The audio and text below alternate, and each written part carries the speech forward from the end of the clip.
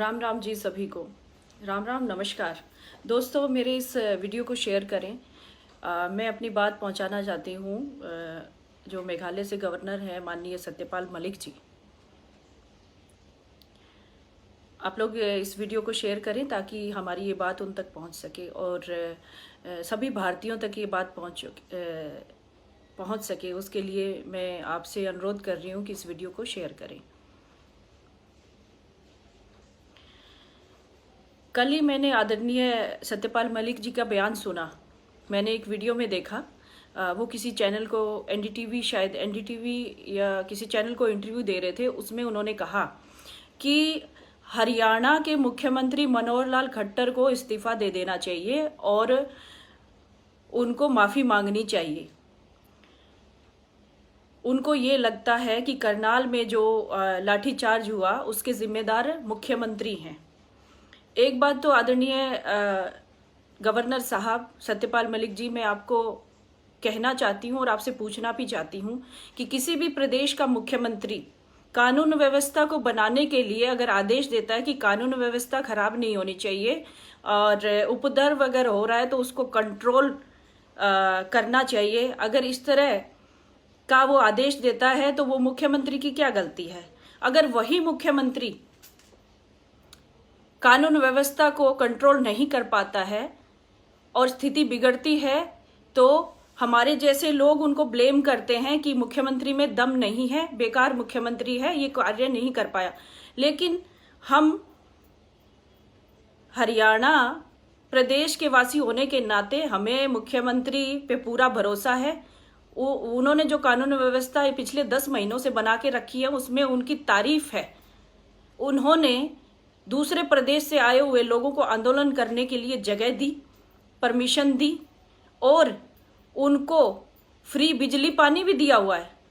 जो बिजली आज वो वहाँ पे एसी लगा के अपना आराम फरमा रहे हैं आंदोलनकारी, वॉशिंग मशीन लगाई हुई है, दूसरी सुविधाएं भुगत रहे हैं फ्री बिजली लेके, वो माननीय मुख्यमंत्री जी की देन है। वो रोक नहीं रहे हो इस चीज को। आपने वो तो नहीं कहा कि उन लोगों को सुविधा दी हुई है, लेकिन करनाल का जो मामला है पूरी तरह से शायद आपने समझा नहीं।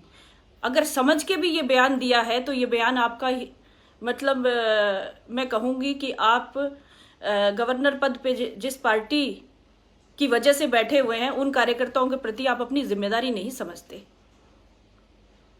करनाल की घटना जो हुई, करनाल में हमारे आदरणीय प्रदेश अध्यक्ष ओम प्रकाश धनखड़ जी का रास्ता रोका गया, उनको भला बुरा कहा गया, उनको गालियां दी गई, उनके मुर्दाबाद के नारे लगाए गए।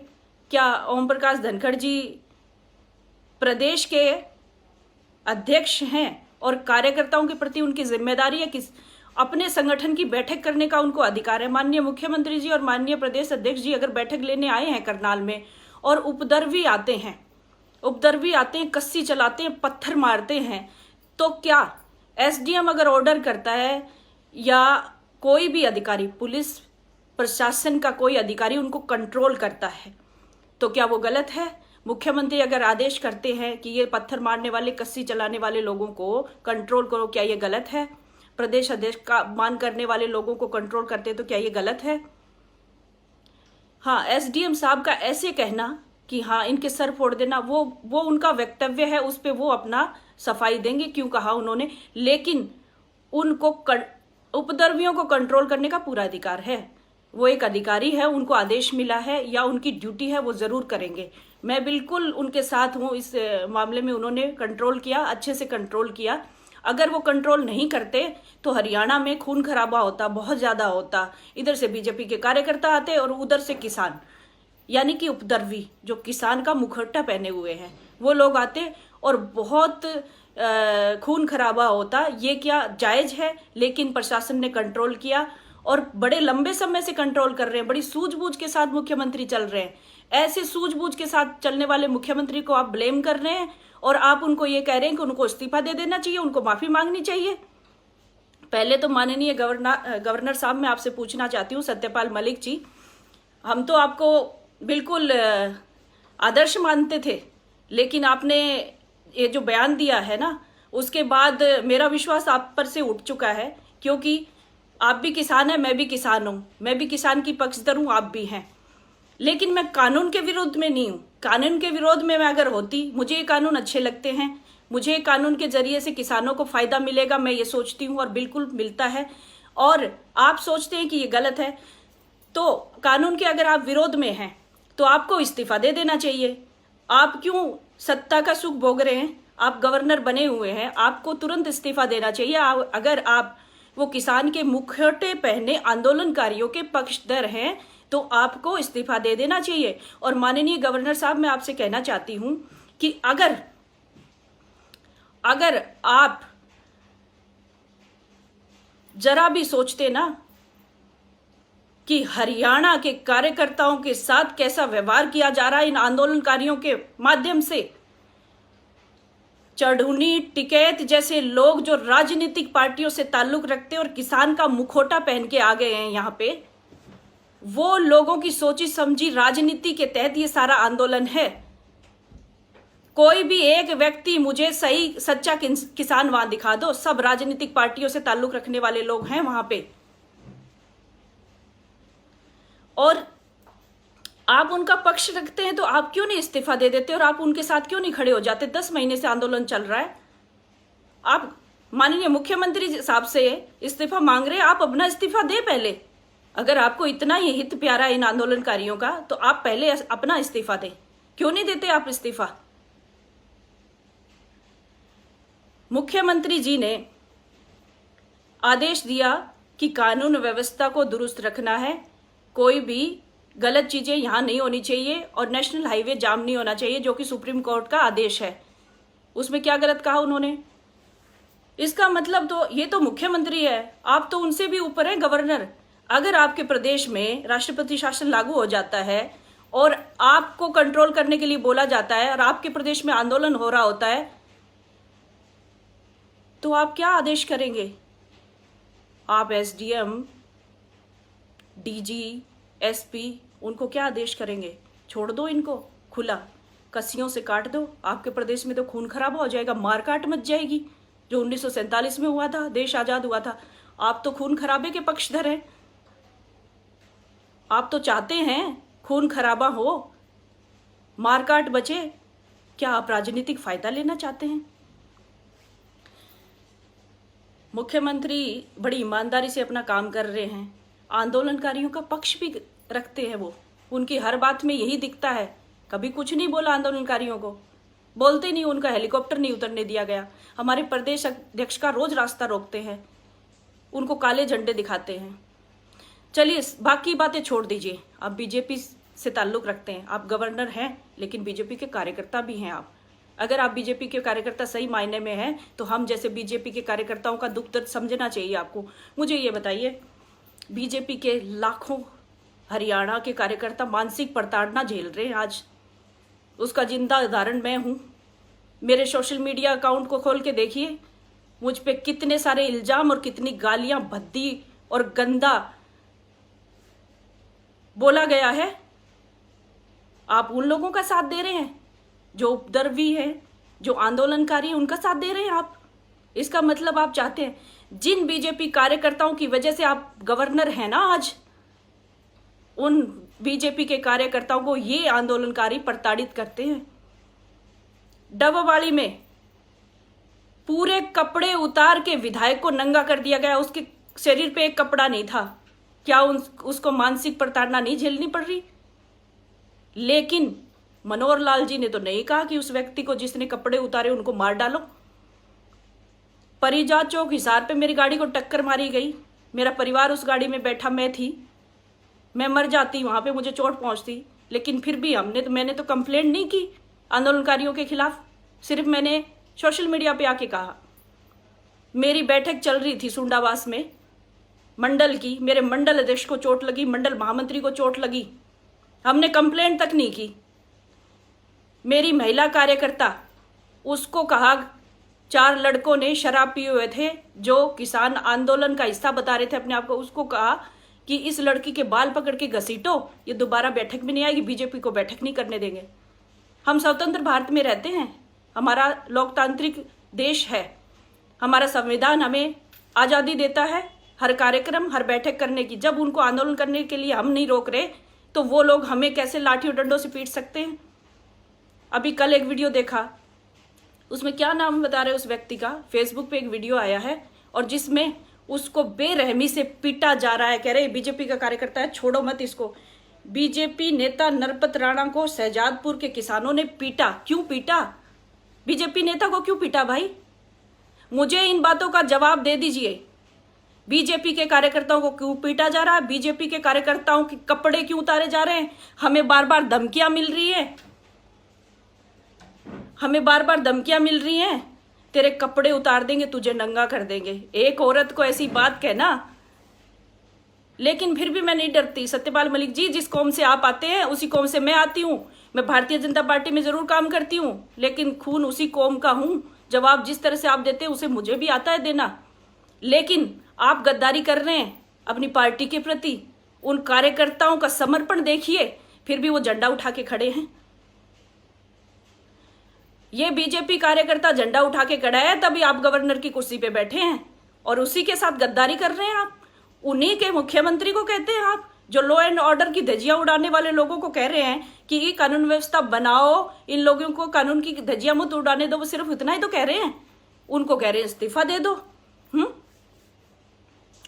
ये बिल्कुल सत्यपाल मलिक जी, आपकी बात गलत है। या तो आप अपनी बात वापस लें या फिर आप इस्तीफा दें। मुझे लगता है आप गवर्नर पद आपका जाने के बाद मुझे लगता है आप बहुत बड़ी राजनीति करने वाले हो। मुझे इससे ये अंदेशा हो रहा है। सच में मैं बहुत दुखी हूं इस चीज से। कम से कम आप तो सपोर्ट करते कि अच्छा किया कानून व्यवस्था बनाने के लिए। आप एसडीएम को कहते कि एसडीएम के शब्द गलत थे, आप ये बात कह सकते। हम भी कहते एसडीएम के शब्द गलत थे। मैं शायद नहीं कहती हूँ क्योंकि मुझे इतनी समझ नहीं है आप जितनी। आप हमारे सीनियर हैं, आप संगठन को बहुत अच्छे से जानते हैं, आप में बहुत अच्छी समझ है। मैं बहुत छोटी हूँ आपसे, मुझे भी बात कहने का शायद तरीका ना हो, मैं शब्दों का चयन शायद ठीक ना करती हूँ। एसडीएम के शब्दों का चयन भी ठीक नहीं था, लेकिन मैं उसका पक्ष ले रही हूँ एसडीएम का। उसने अपनी कानून व्यवस्था को बनाने के लिए सारा काम किया। शब्दों का चयन शायद गलत था, लेकिन उसने जो काम किया वो ठीक किया।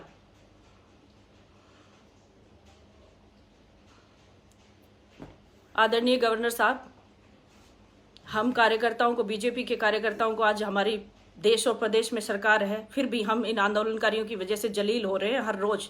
फिर भी बीजेपी का झंडा उठाए हुए हैं। क्यों? क्योंकि हमें हमारे प्रधानमंत्री, हमारे मुख्यमंत्री पे पूर्ण विश्वास है, वो हमें संभालते हैं। हमारे माननीय प्रदेश अध्यक्ष पे हमें पूर्ण विश्वास है, वो हमें संभालते हैं।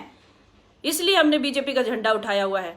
और बीजेपी का झंडा उठाने के लिए जब संकल्प लिया था पहली बार, इसके विचारों से प्रभावित होके, इसके काम से प्रभावित होके, जो देश में राष्ट्र को समर्पित पार्टी है, इससे प्रभावित होके हमने बीजेपी में कदम रखा था। और आज भी, आज क्या मरते दम तक मैं यही करती रहूंगी, क्योंकि मेरी पार्टी ऐसी है जो पूरी तरह से राष्ट्र को समर्पित है और न्यायप्रिय पार्टी है। और मुख्यमंत्री, पूरे हिंदुस्तान में ऐसा मुख्यमंत्री नहीं है बीजेपी के कहीं भी जैसे मनोहर लाल है। मनोहर लाल जी ने कभी एग्रेशन नहीं दिखाया। 10 महीने से झेल रहे हैं हम इन चीजों को, उनका एक एक कार्यकर्ता झेल रहा है, फिर भी उन्होंने एग्रेशन नहीं दिखाया। और आप कहते हैं आप उन्हीं के पीछे पड़ गए। लेकिन हम ये नहीं सुनेंगे हमारे मुख्यमंत्री के खिलाफ, ना ही हमारे प्रदेश अध्यक्ष के खिलाफ। हमारे प्रदेश अध्यक्ष का अगर रास्ता रोका जाता है तो हम सैकड़ों लाखों कार्यकर्ता उनके सामने आके खड़े हो जाएंगे, उन आंदोलनकारियों की। चाहे फिर हमें उसके लिए गोली खानी पड़े, चाहे तलवार खानी पड़े, जो कुछ भी। और हमारे हाथ मजबूत भी है, हम उनका सामना करेंगे। बस यही कहना चाहती थी कि आप अपने शब्द वापस लीजिए। हमारे माननीय मुख्यमंत्री जी और हमारे प्रदेश अध्यक्ष जी के मान सम्मान में अगर कोई भी ऐसी हरकत करता है तो हम उसका मुंह तोड़ जवाब भी देंगे और उनका सामना भी करेंगे। हम पहले किसी को छेड़ते नहीं है और बाद में हम छोड़ते नहीं है।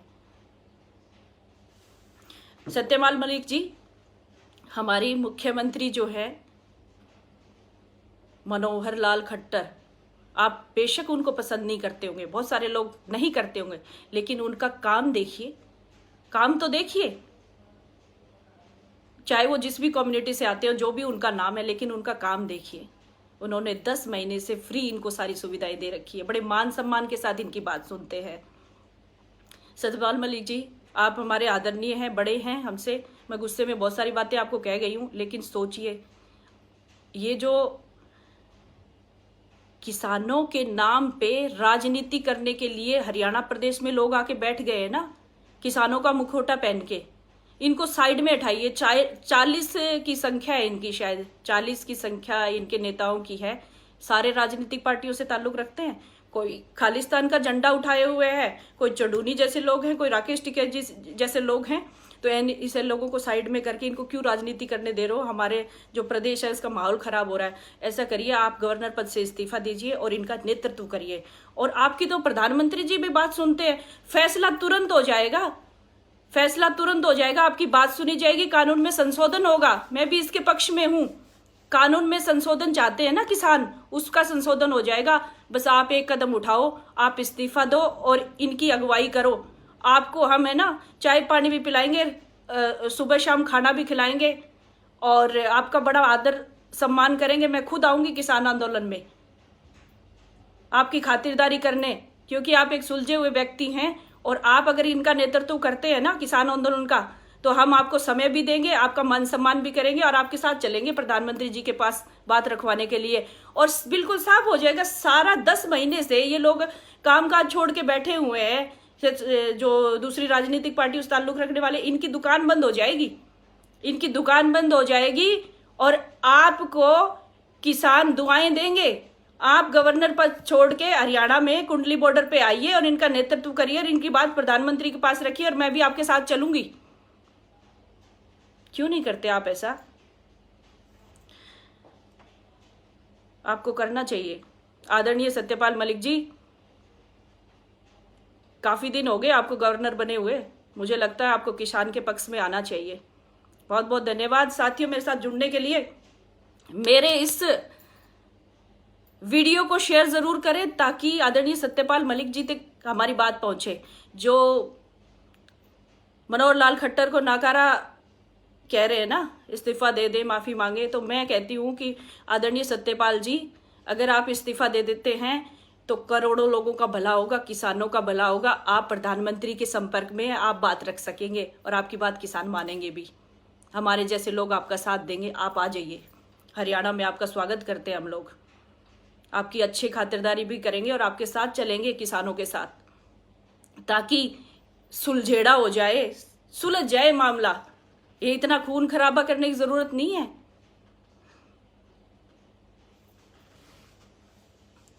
बहुत बहुत शुक्रिया हमारे साथ जुड़ने के लिए सभी दोस्तों का, मेरे फेसबुक के साथी, मेरे सोशल मीडिया के साथी, जितने भी मुझे समर्थन करते हैं, सपोर्ट करते हैं, मेरे इस लाइव को शेयर करें। जो ना भी समर्थन करता है, आदरणीय सत्यपाल मलिक जी तक इस वीडियो को पहुंचाने में मेरी मदद करें।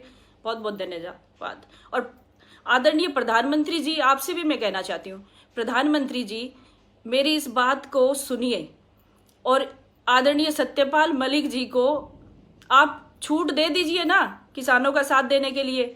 आप उनको कह दीजिए इस्तीफा दे के आ जाए कुंडली बॉर्डर पे, ताकि हमारी भी समस्या खत्म हो जाए। हम भी रोज जलील हो रहे हैं इनके हाथों, रोज हमारे कार्यकर्ताओं पे प्रहार हो रहा है। रोज बेचारे बैठक करते, कभी छत कूद के जाते हैं, कभी खिड़की कूद के जाते हैं। ये लोग रास्ता रोक लेते हैं हमारा संगठन को कमजोर करने के लिए। मेरे जैसे चंद कार्यकर्ता है तो थोड़ी दिलेरी दिखाते हैं, मैं तो वही बैठक करूंगी, लेकिन सारे ऐसे नहीं है बीजेपी कार्यकर्ता।